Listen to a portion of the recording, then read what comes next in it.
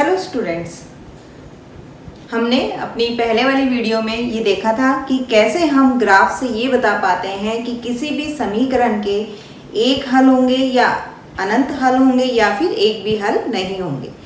आज हम बीजगणितीय रूप में देखेंगे। हमारे 3 फॉर्मूले हम पढ़ेंगे एक्सरसाइज वाइज। हमारा जो एक्सरसाइज है उसमें हम 3 फॉर्मूलों का अध्ययन करेंगे जिनमें कि आपके पास आता है बीजगणितीय रूप में जब आप हल करते हैं तो एक तो आपके पास विधि होती है प्रतिस्थापन विधि, दूसरी विधि आपकी कहलाती है विलोपन विधि और तीसरी विधि जो है आपकी बीजगणितीय में वज्र गुणन विधि। हम 3 विधियों से हम देखेंगे कि कैसे हम अपनी समीकरण को हल करते हैं। तो आज की जो हमारी एक्सरसाइज है उसमें हमें ये ही बताना है कि कैसे हम प्रतिस्थापन से पूछा हुआ है कि कैसे हम प्रतिस्थापन से अपने हल निकाल सकते हैं। तो पहला जो सवाल दिया हुआ है उसका जो पहला पार्ट है आपका हल है। पहले सवाल का आपको दिए हुए समीकरण के 2 युग्म x + y = 14 और x - y = 4। समीकरण 2 से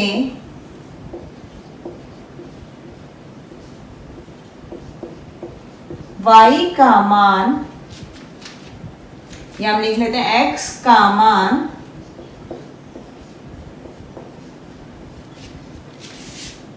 निकालकर समीकरण 1 में स्थापित करने पर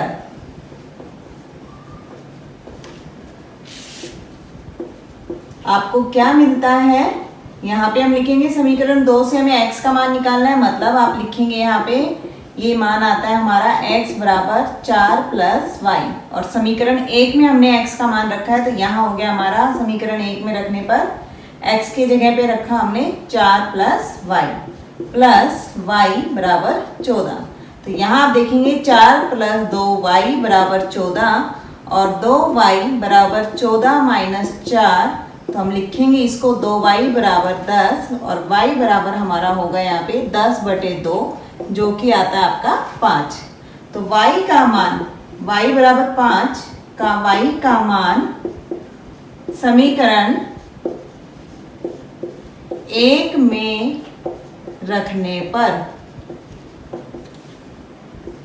जब आपने 1 में रखा y का मान तो x + 5 = 14, तो x का मान आ गया हमारा 14 - 5 जो कि बनता है हमारा 9। तो x = 9 व y = 5। अब आपको ये पता कैसे चलेगा कि आपने जो यहाँ पे हल निकाला है वो सही है या नहीं। तो हम क्या करेंगे, जो x और y का मान आया है उसको हम समीकरण में रख के देख लेते हैं। x हम रखे 9 और y रखे 5, तो 9 - 5 आपका आना चाहिए 4, जो कि हमारे पास यहाँ 4 आता है और अगर जोड़ें तो हमारा आना चाहिए 14। तो आप देख सकते हैं 9 और 5 जोड़ने पर 14 आ रहे हैं। तो इसका मतलब आपने जो आपका उत्तर निकाला है वो सही है। इसी तरह हम हमारे बाकी के सारे सवाल करेंगे। फर्स्ट का जो सेकंड पार्ट है आपका, इसमें हमें दिया हुआ है s - t = 3, s + t, s/3 t/2 = 6। यहाँ हम इसका एलसीएम ले लें तो ये आता है आपका 2s + 3t = 6 और इसको हम लिखेंगे 2s + 3t। इस 6 को हम इससे गुणा कर देते हैं, बनेगा आपका 36। तो अब हमारे पास ये आती है समीकरण 1 और समीकरण 2। समीकरण 1 से s का मान s = -t = 3। s को हम क्या मिलेगा, हमें यहाँ पर s का मान 3 + t, जिसको हम मान लेते हैं तीसरी इक्वेशन। समीकरण 3 को समीकरण 2 में रखने पर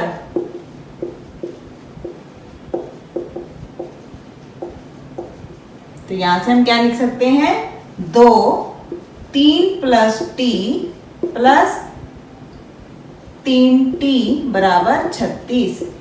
तो यहाँ हमें मिला 6 प्लस 2t प्लस 3t बराबर 36 और इसको आपने लिखा 5t 36 माइनस 6 जो कि आता है 30। और यहाँ से अगर हम 5 से दोनों तरफ भाग करें तो ये बनेगा हमारा 6। तो t का मान समीकरण 3 में रखने पर यहां से आपको मिलता है s बराबर 3 प्लस 6 जो कि हमारा आया 9। तो s का मान तो आया आपका 9 और t का मान आता है यहाँ पर आपका 6।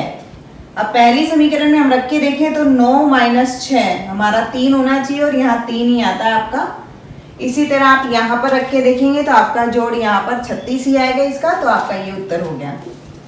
साथ साथ आप इन सवालों में ये चेक भी कर सकते हैं, जांच भी कर सकते हैं कि हमारा उत्तर सही है या नहीं है। इसके बाद तीसरा जो सवाल है आपका, पहले का जो तीसरा पार्ट है हमारा, उसमें आपको बोला गया है 3x माइनस वाई बराबर 3, 9x माइनस 3y बराबर 9। समीकरण 1 और समीकरण 2। समीकरण 1 से x का मान प्राप्त करने पर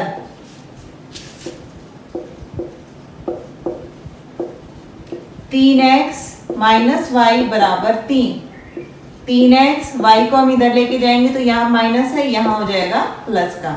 अब 3 से दोनों तरफ भाग कर दें तो ये बनेगा 3 प्लस वाई बटे में 3। x का मान,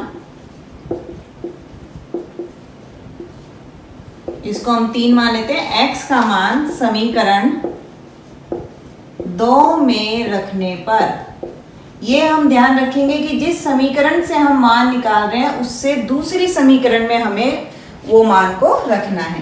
तो x का मान 2 में रखेंगे तो 9 3 प्लस वाई बटे 3 माइनस 3y बराबर 9।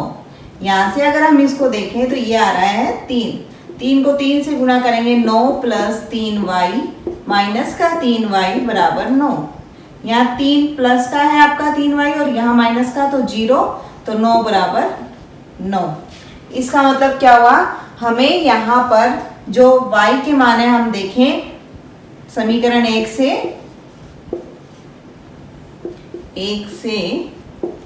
आपके पास क्या आता है 3x माइनस 3 बराबर y, यानी कि x के हमें ऐसे अपरिमित हल मिलेंगे जिनसे हम y का मान निकाल सकते हैं।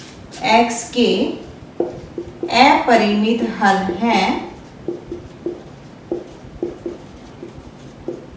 अपरिमित हल होंगे जिनसे हम y का मान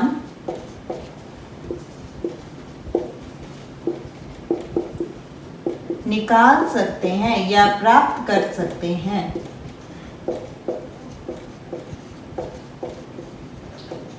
इसके बाद है आपका पहले का चौथा पार्ट जिसमें आपको दशमलव में दिया हुआ है। तो सबसे पहले हमें दशमलव को हल करना है, उसके बाद हम अपनी समीकरण को आगे हल करेंगे। तो दशमलव को हल करने के लिए आपके पास यहाँ दिया है 0.2x प्लस 0.3y बराबर में 1.3। तो दशमलव आपको पता है इसके बाद एक अंक है तो हम लिखेंगे 2/10 x प्लस 3/10 y बराबर में 13/10। पूरे से अगर हम 10 एलसीएम लेते हैं तो ये बनेगी समीकरण 2x प्लस 3y बराबर 13। ये हो गई हमारी पहली समीकरण। दूसरे वाले में हम देखेंगे 4x दशमलव प्लस 0.5y बराबर में 2.3। इसको आप लिख सकते हैं 4/10x 5/10y 23/10। यहाँ से 10 आपने एलसीएम लिया तो ये बनेगा 4x प्लस 5y बराबर में 23। अब हमारे पास दोनों समीकरण आ चुकी है। अब इन समीकरण से किसी भी एक से हम क्या करेंगे, x का मान निकालकर दूसरे वाली में रख देंगे। समीकरण 1 से x का मान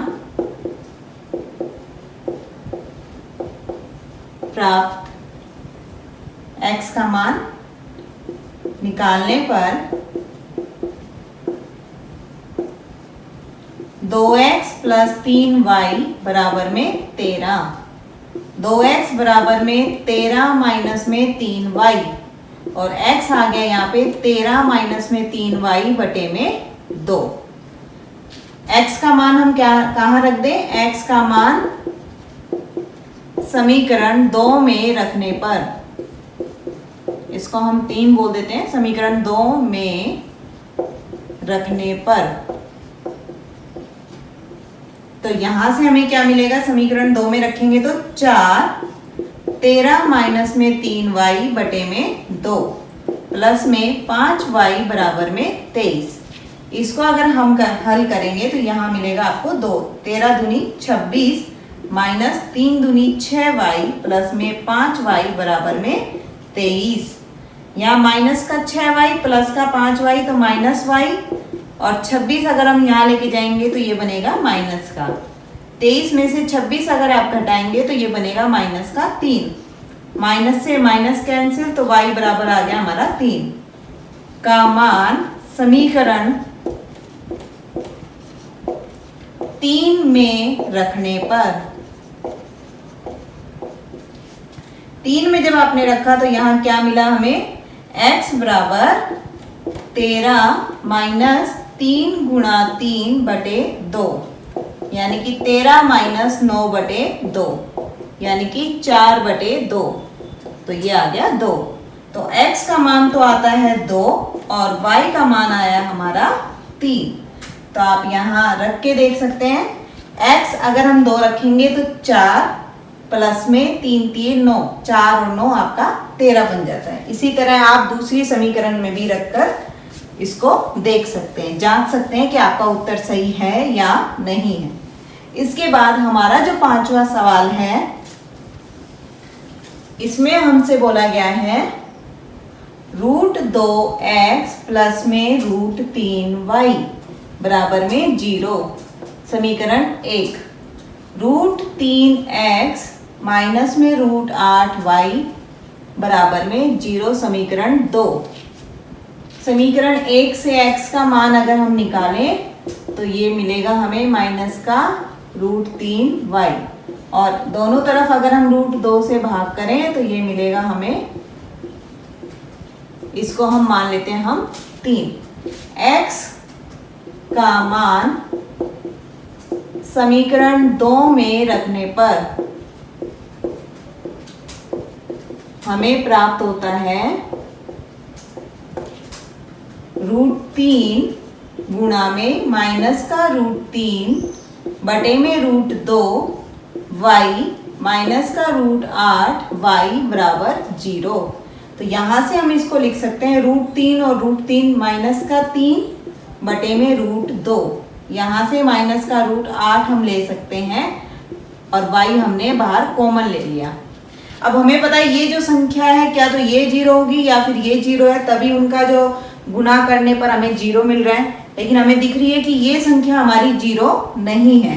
-3 बटे √2 माइनस का √8 0 नहीं है, तो दूसरी संख्या क्या 0 हो सकती है, y बराबर 0। समीकरण 3 में रखने पर, यहां से जब हम 3 में इसको रखते हैं तो आप क्या लिखेंगे, जब y आपका 0 बनेगा तो x बराबर √3 माइनस का √3 बटे में √2 गुणा में 0।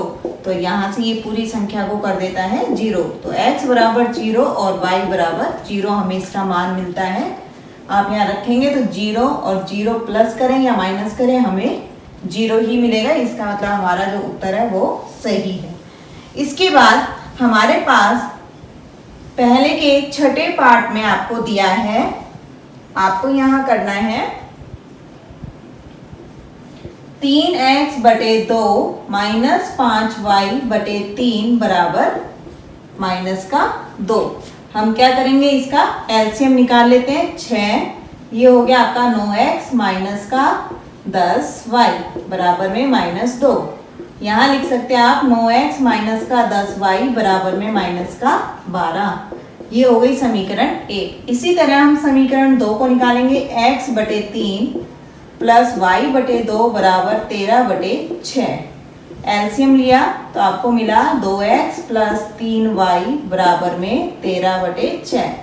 6 से हम 6 कैंसिल कर सकते हैं, तो यहाँ हमें दूसरी समीकरण मिलती है 2x प्लस 3y बराबर में 13। इसको हमने मान लिया समीकरण 2। अब हम यहाँ से समीकरण 1 से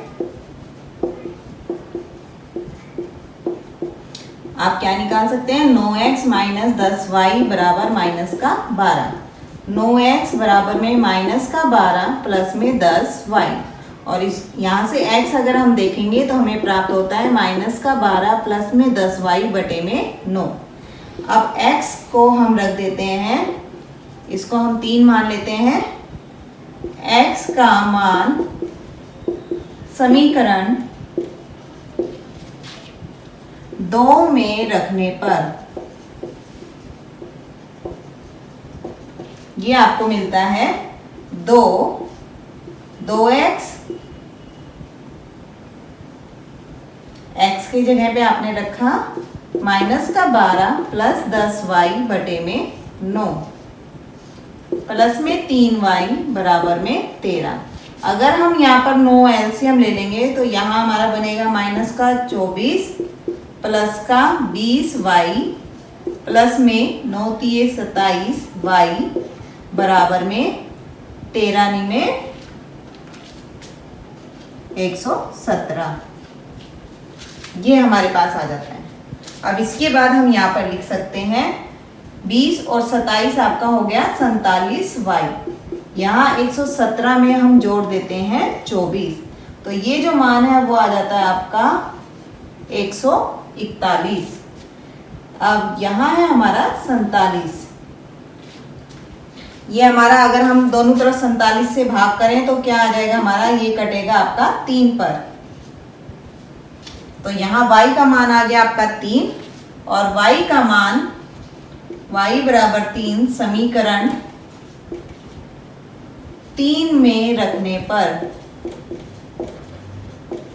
जब हमने समीकरण 3 में इसका मान रखा y का, तो हमें यहां से मिलता है समीकरण 3 आपके पास ये है x बराबर -12 प्लस 10, y आपका आया है 3 बटे में 9। तो यहाँ आप लिख सकते हैं -12 प्लस 30 बटे 9। तो यहाँ पर आपके पास बनेगा ये 18 बटे 9। आप यहाँ लिख सकते हैं बराबर 2। तो x का मान तो आया आपका 2 और y का मान आया आपका 3।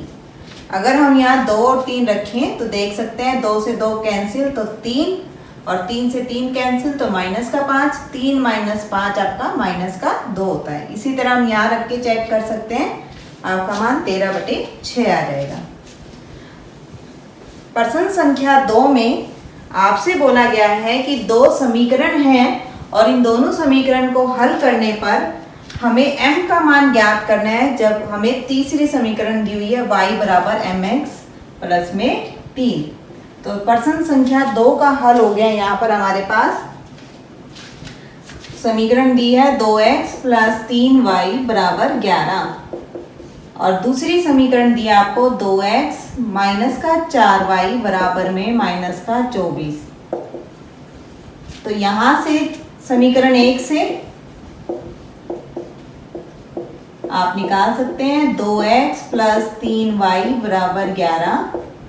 तो 2x बराबर 11 माइनस 3y, और इसको हम लिख सकते हैं 11 माइनस 3y बटे में 2।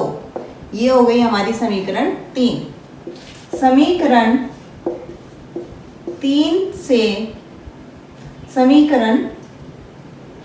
3 से x का मान समीकरण 2 में रखने पर यहाँ आपको क्या मिलता है, 2 में जब हमने रखा तो 2, 11 माइनस 3y बटे में 2 माइनस का 4y बराबर में माइनस का 24। 2 से 2 कैंसिल हमारा, यहाँ लिखेंगे हम 11 माइनस 3y माइनस का 4y बराबर में माइनस का 24। और यहाँ पर आप इसको लिखेंगे माइनस का 7y बराबर में माइनस का 24 माइनस का 11, माइनस 7y बराबर में माइनस का 35। माइनस से माइनस कैंसिल, दोनों तरफ जब हम 7 से भाग करेंगे तो y बराबर हो गया हमारा 5। अब y का मान समीकरण 3 में रखने पर यहाँ पर आपको क्या मिलता है, x बराबर में 11 माइनस में 3 गुणा 5 बटे में 2, 11 माइनस में 15 बटे में 2, माइनस का 4 बटे 2। तो यहाँ से हम लिख सकते हैं माइनस का 2। तो x तो आता है माइनस का 2 और y आ रहा है हमारा 5। अब हमें जो समीकरण दी हुई थी वो थी हमारी y बराबर mx प्लस 3, इसको हम मान लेते हैं 4। समीकरण या हम लिखेंगे x और y का मान समीकरण 4 में रखने पर यहां से हमें क्या मिलता है, y है हमारा 5, x है हमारा माइनस का 2 इंटू m प्लस में 3। जब हम इसको हल करेंगे तो 5 माइनस का 3 बराबर में माइनस का 2m। तो यहाँ से हमें मिला 2 बराबर में माइनस का 2m। तो m का मान कितना आ गया हमारा, माइनस का 1। हमें यहाँ निकालना था कि आपको बोला गया था कि 2 समीकरण अगर दी हुई है तो आपके निकालना था m का मान, जिसके लिए y बराबर mx प्लस में 3 हो। इसके बाद तीसरे सवाल में आपको बोला गया है यहाँ पर 2 संख्याओं का अंतर 26 है। हम मान लेते हैं 2 संख्याएं, हम अपनी तरफ से मान लेते हैं कि कौन कौन सी वो संख्याएं होंगी। हमने लिखा हल 3 का पहला भाग, पहली संख्या हमने मानी, पहली संख्या जो कि हम मान के चल रहे हैं x माना। दूसरी संख्या हमने मान ली यहाँ पर y। अब पर्सन के अनुसार क्या कहा इसने कि पहली संख्या और दूसरी दोनों संख्याओं का अंतर है 26, यानी कि x माइनस वाई बराबर 26। ये बन गई हमारी पहली समीकरण। उसके बाद इसने कहा और एक संख्या दूसरी संख्या की 3 गुनी है। हमने मान लिया x बराबर में 3y। ये हो गई समीकरण 2। समीकरण 2 को समीकरण 1 में रखने पर, या फिर हम कह सकते हैं x का मान समीकरण 1 में रखने पर, x का मान समीकरण 1 में रखने पर आपको मिलता है 3y माइनस वाई बराबर 26, 2y बराबर 26 और y हमारा हो गया 13। अब y का मान समीकरण 2 में रखने पर,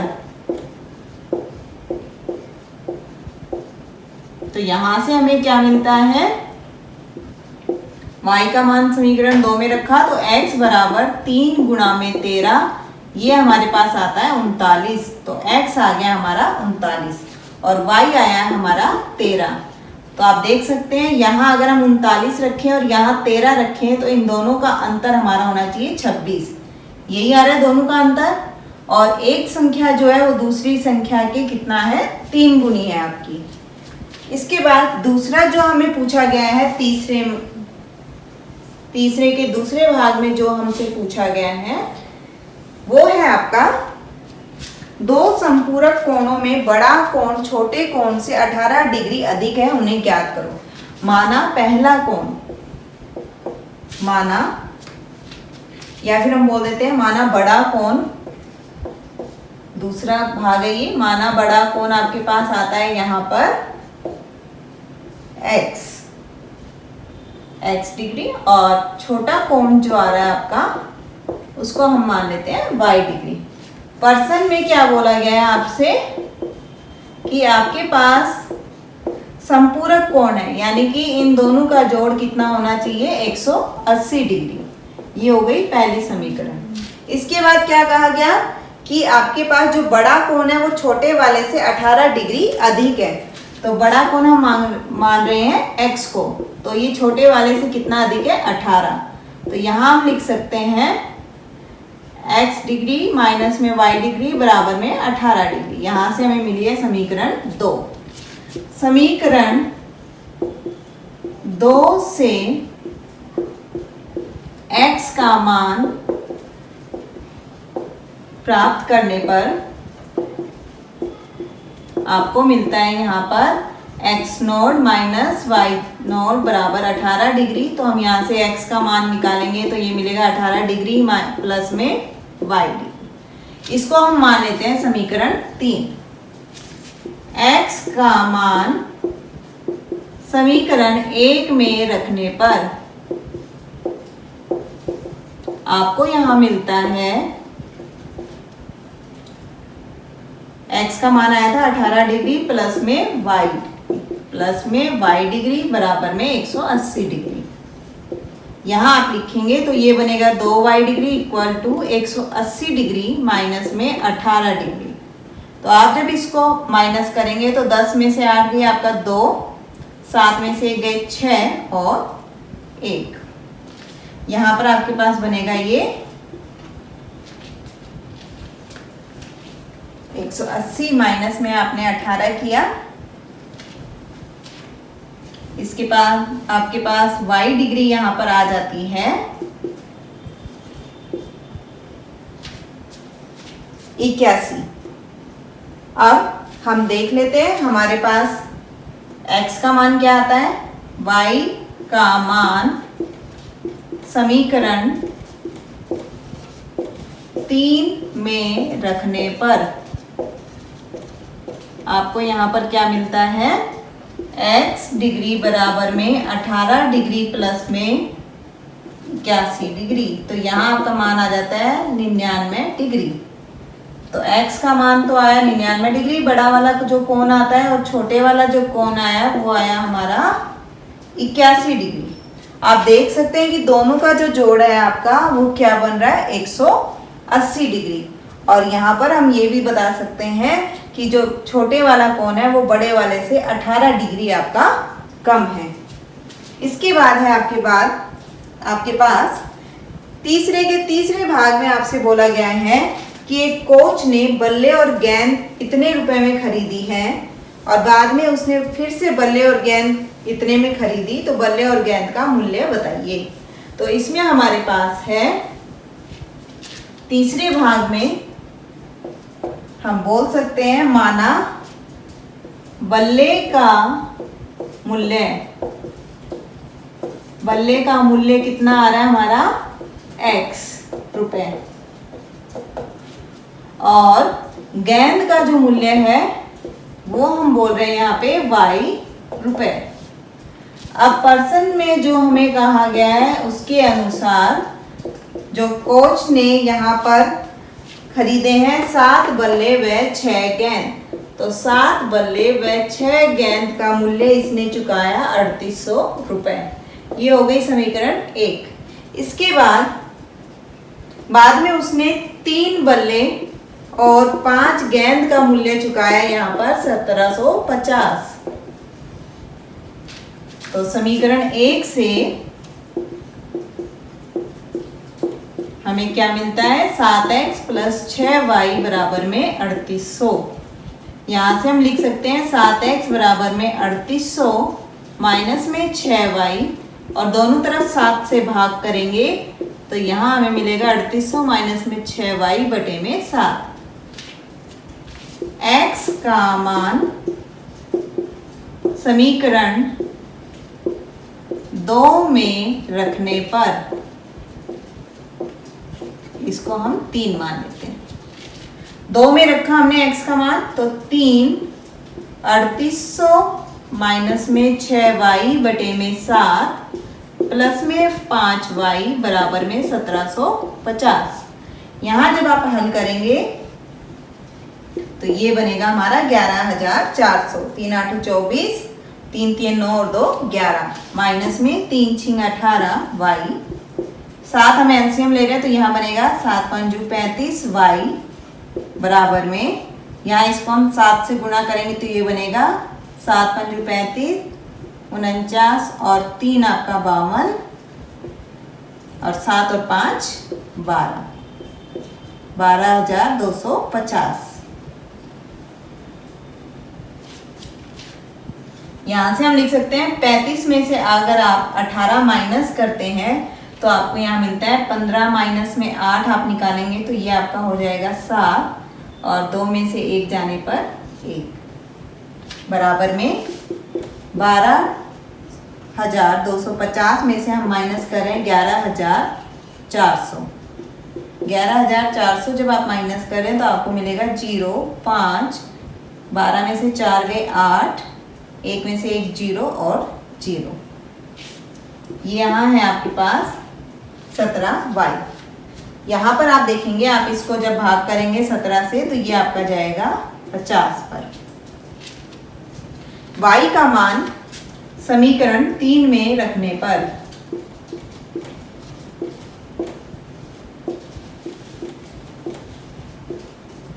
यहाँ जब हमने समीकरण 3 में रखा तो हमें मिला x बराबर 3800 माइनस में 6 गुना 50 बटे में 7। तो यहाँ से आपको मिला 3800 माइनस में 300 बटे में 7, तो ये आपका आता है 3500 बटे में 7 और यहाँ से हमें मिलता है 500। तो x का मान तो आया आपका 500 और y का मान आया है आपका 50। आप रख के देख सकते हैं, x का मान आया हमारा 500। यहाँ अगर हम 500 से गुणा करें तो 3 5 1500 ये हो गया आपका, और यहाँ y का मान आया 50 तो 250 आपके पास ये हो गया। तो 1500 और 250 आपका होता है 1750। इसका मतलब हमारा जो उत्तर है वो सही है। तो हम यहाँ बोल सकते हैं कि आपके पास जो बल्ले का मूल्य है, बल्ले का मूल्य आया है हमारा, बल्ले को हम x मान रहे थे तो बल्ले का जो मूल्य आया है वो आया है हमारा 500 और गेंद का मूल्य आया हमारा 50। बल्ले का मूल्य हमारा आया है 500 रुपए और गेंद का मूल्य आया है आपके पास 50 रुपए। अब हम देख लेते हैं हमारे तीसरे का चौथा भाग, जिसमें पूछा गया है प्रश्न संख्या 3 का चौथे भाग का हल होगा। नगर में टैक्सी के भाड़े में नियत भाड़े के अलावा चली गई दूरी पर भाड़ा शामिल किया जाता है और 10 किलोमीटर दूरी के लिए भाड़ा लेता है 105 रुपये और 15 किलोमीटर दूरी के लिए भाड़ा लेता है वो 155 रुपये।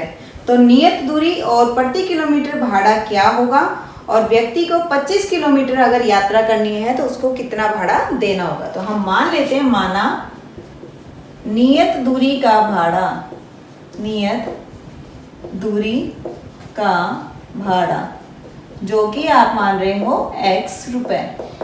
इसके बाद माना प्रति किलोमीटर भाड़ा जो लगता है वो हम मान लेते हैं y रुपए। अब पर्सन के अनुसार इन्होंने कहा कि 10 किलोमीटर पर, तो x प्लस 10y बराबर में भाड़ा दिया उसने 105 रुपए और इसके बाद इसने कहा कि अगर वो 15 किलोमीटर यात्रा करता है तो उसको देने पड़ते हैं 155 रुपए। यह हो गई हमारी समीकरण 2। समीकरण 1 से x प्लस 10y बराबर में 105, तो x हमें मिलता है 105 माइनस में 10y, इसको हम मान लेते हैं 3। x का मान समीकरण 2 में रखने पर जब आपने इसको 2 में रखा तो आपको मिला 105 माइनस 10y प्लस में 15y बराबर में 155। तो यहाँ से माइनस का 10 प्लस का 15 5y बराबर में 155 माइनस में 105। तो यहाँ पर आपको मिला 50। 5y बराबर में 50। तो y का मान हो गया हमारा 10। इसको हम मान लेते हैं 4। y का मान समीकरण 3 में रखने पर 3 में जब हमने रखा तो यहां से क्या मिला x बराबर 105 माइनस में 10 गुणा 10। तो यहाँ आपको मिला 105 माइनस में 100 यानी कि x बराबर हो गया आपका 5। यानी कि नियत दूरी का भाड़ा तो आपका लगता है, नियत दूरी पर लगा 5 रुपए और प्रति किलोमीटर पर लगता है आपका 10 रुपए। अब हमसे पूछा गया था कि अगर वो आदमी 25 किलोमीटर यात्रा कर रहा है, मतलब x प्लस में 25y, तो उसको कितने रुपए देने होंगे। तो x आ रहा है 5 और y आता है हमारा 10। तो यहाँ पर 5 प्लस में 250 यानी कि आपका 255 रुपए उस व्यक्ति को किराया देना होगा। किसके लिए? 25 किलोमीटर यात्रा करने के लिए। तो भाड़ा उसका लगेगा, व्यक्ति को 25 किलोमीटर यात्रा के लिए देना होगा।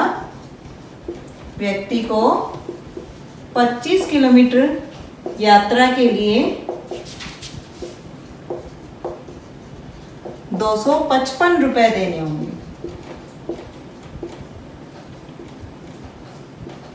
इसके बाद हमारा अगला जो सवाल है उसमें हमसे बोला गया है कि अगर हम अंश और हर दोनों में 2 जोड़ दें तो हमें 9/11 मिलते हैं, और अगर दोनों में हम 3 जोड़ दें तो हमें 5/6 मिलता है। तो हमें भिन्न बतानी है, वो भिन्न हमारी क्या बनेगी। तो हम मान लेते हैं हमारा जो इसमें 5वां जो भाग है उसमें हम मान लेते हैं, माना अंश हमारा है x और हर आपका आ रहा है, यहाँ पर हर हम मान लेते हैं y। अब पर्सन में जो आपसे बोला गया है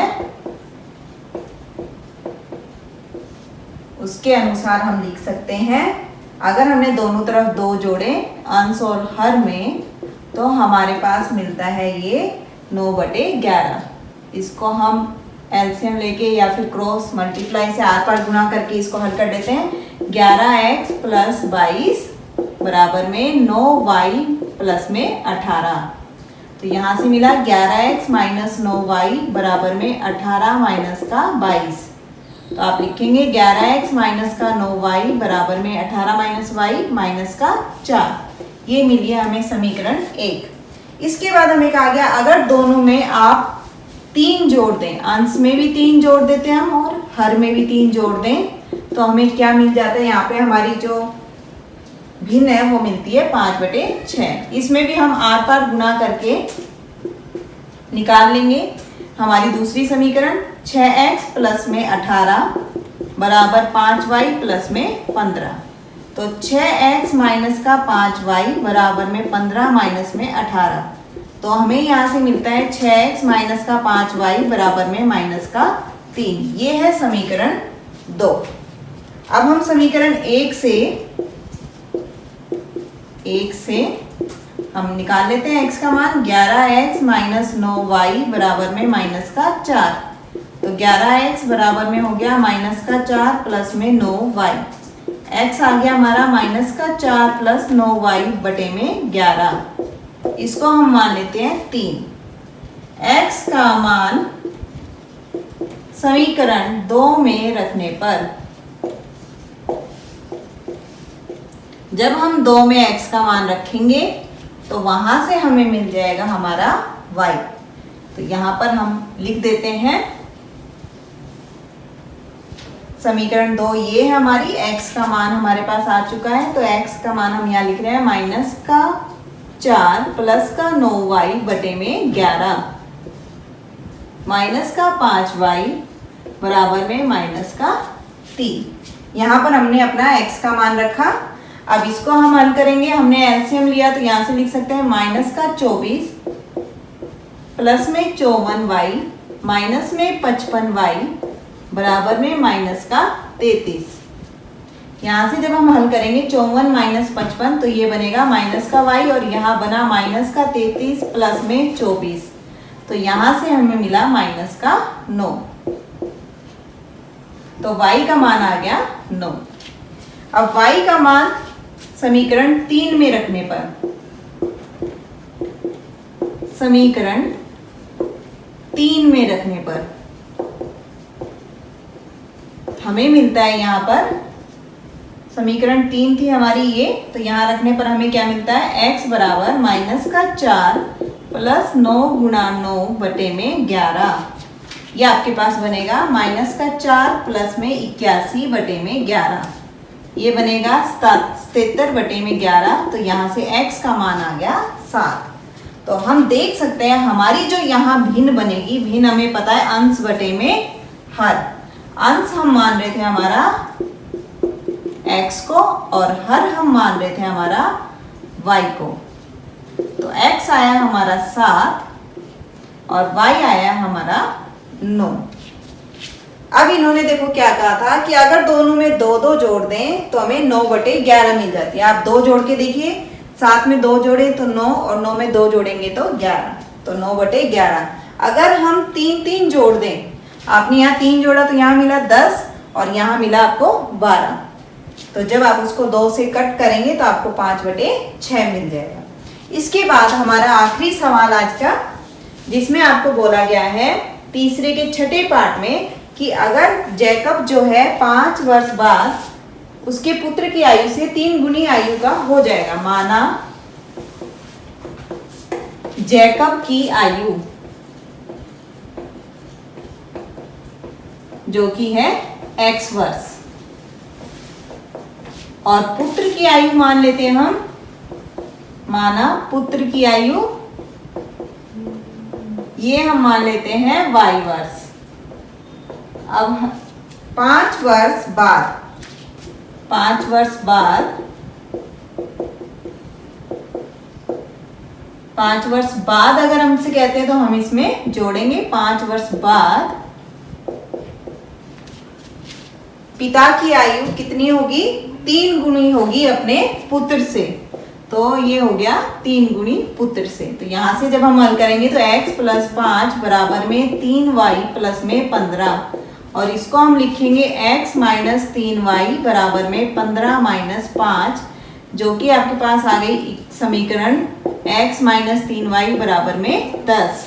इसके बाद हम यहाँ पर दूसरी समीकरण निकालेंगे तो हमें बोला गया है 5 वर्ष पहले, 5 वर्ष पहले पूर्व की बात की गई है, तो पहले में हम माइनस करेंगे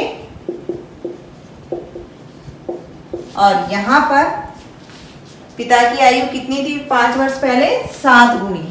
तो यहाँ हो गया x माइनस 5 बराबर में 7y माइनस में 35। तो x माइनस में 7y बराबर में माइनस 35 प्लस में 5। तो यहाँ हम लिख सकते हैं x माइनस 7y बराबर में माइनस की 30। ये हो गई समीकरण 2। अब समीकरण 1 से x माइनस में 3y बराबर में 10, ये हो गया x बराबर में 10 माइनस 3, सॉरी इधर माइनस है यहाँ प्लस होगा, प्लस में 3y। x का मान समीकरण 2 में रखने पर, जब हम इसको 2 में रखते हैं तो हमें मिलेगा समीकरण 2 आपके पास ये है 10 प्लस 3y माइनस का 7y बराबर में माइनस का 30। तो यहाँ से आपको मिला माइनस का 4y माइनस 30 माइनस 10 आपका होता है माइनस का 40, इधर आया है माइनस का 4y। तो आप इसको जब लिखेंगे तो आप लिख सकते हैं y बराबर में 10। y का मान समीकरण 3 में रखने पर जब हम 3 में रखते हैं, समीकरण 3 में इसका मान रख रहे हैं, तो हमें क्या मिल रहा है यहाँ पर, समीकरण 3 में जब आप मान रख रहे हैं तो हमें x का मान मिलेगा 10 प्लस में 3 गुना 10, जो कि आपका हो गया 10 प्लस 30 यानी कि 40। तो जैकब की जो आयु आई है हमारे पास, जैकब की आयु ये है हमारी 40 वर्ष, और पुत्र की आयु आपके पास आई है यहाँ पर 10 वर्ष। आप देख सकते हैं इन्होंने कहा था कि 5 वर्ष बाद उसकी 3 गुनी रह जाती है, 5 वर्ष बाद, यानी कि अभी वर्तमान आयु है उसकी 40 और पुत्र की आयु है 10। 5 वर्ष बाद देखेंगे तो यहाँ हो जाता है 45 और यहाँ हो जाएगा 15, तो 15 दिए 45, 3 गुनी आयु उसकी है। इसी तरह आप दूसरे में भी चेक कर सकते हैं।